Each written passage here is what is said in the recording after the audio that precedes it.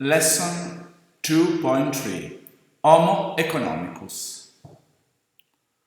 For a long time, an economical type of approach was believed best for analyzing phenomena and identifying the action to be taken. The Homo economicus reigned supreme, empowered by absolute rationality and the capacity to understand phenomena in depth, to identify the best solution to adopt, and to make choices able to maximize outcome. Limiting ourselves here to the methodological question alone, it's clear that the complexity of contemporary phenomena doesn't allow us to understand their characteristics in full or to identify abstractly the best solution to adopt.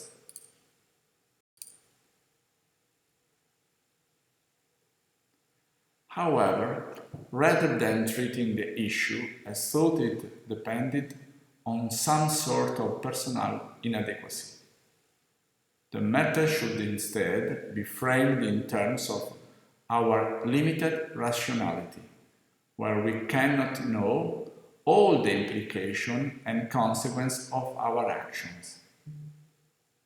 For the illusion of being able to keep control of our understanding of phenomena in the convention of being able to make decisions on the basis of absolute rationality, capable of optimizing our choices, only exposed us to the risk of not being able to govern the conflicting and contradictory pressures at play.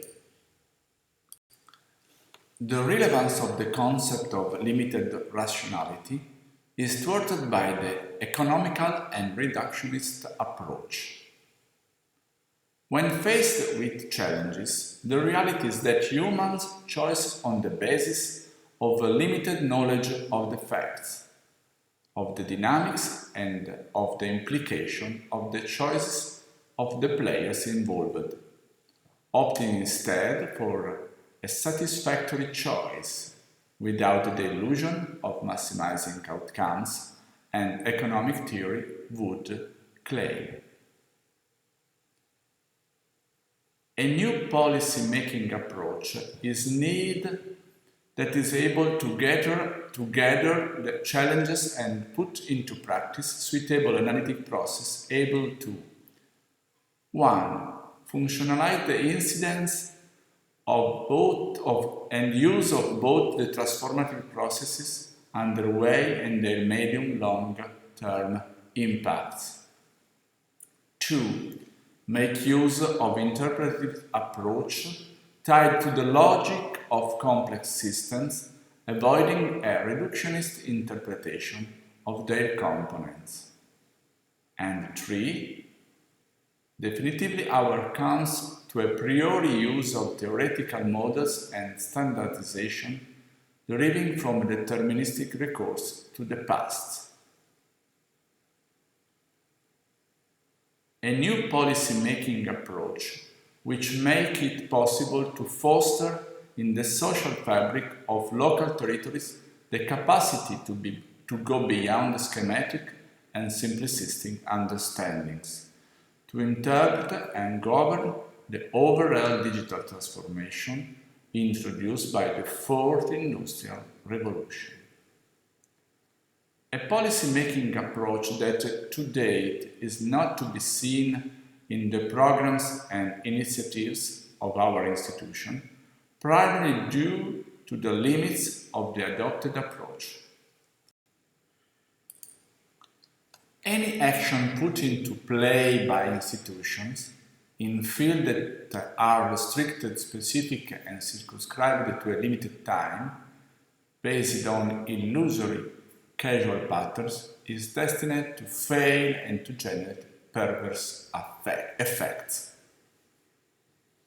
Many institutional components of local territories see the ultimate goal of their action as the maintenance of their identity, with respect to the context generating a self-referential approach that has led to counterproductive closures. In this way, the individual subsystem become impenetrable and to promote change only in the service of preserving their ability to self-generation.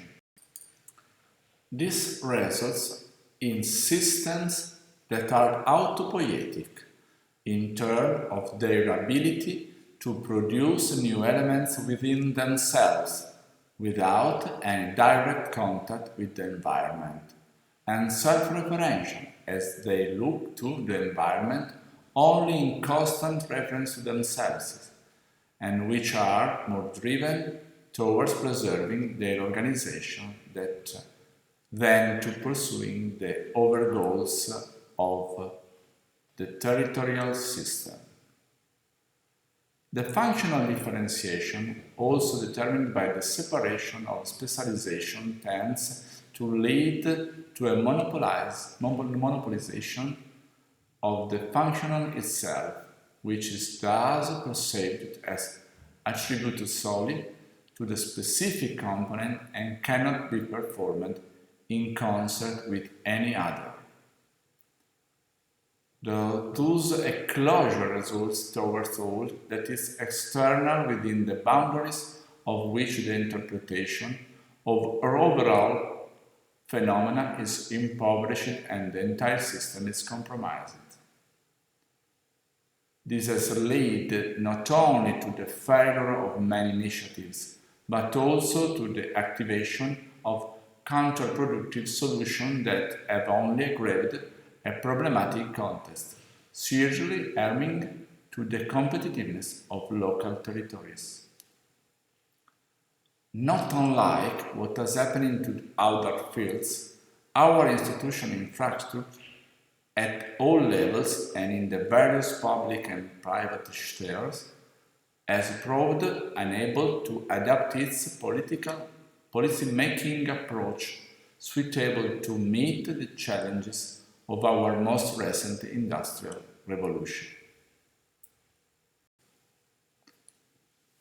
The approach has essentially narrowed the scope of the analytical plane to focus exclusively on industry, by delimiting 1. The issue of the revolution underway to a circumscribed narrow playing field, and interpret it as a perimeter of the entire phenomenon.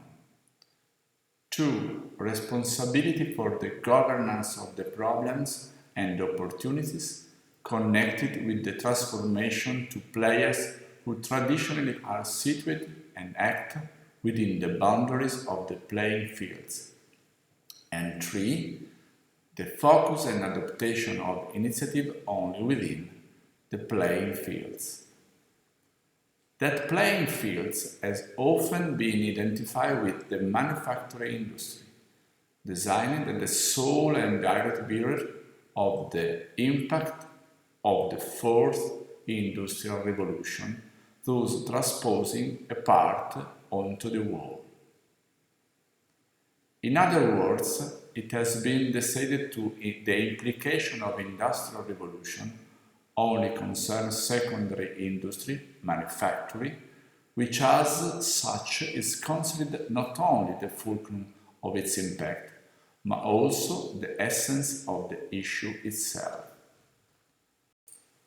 Such as a shift in emphasis is, of course, not without its utility, if considered in terms of an industry policy aimed solely at supporting investment, but is nonetheless based on the initial error of a self-centered interpretation.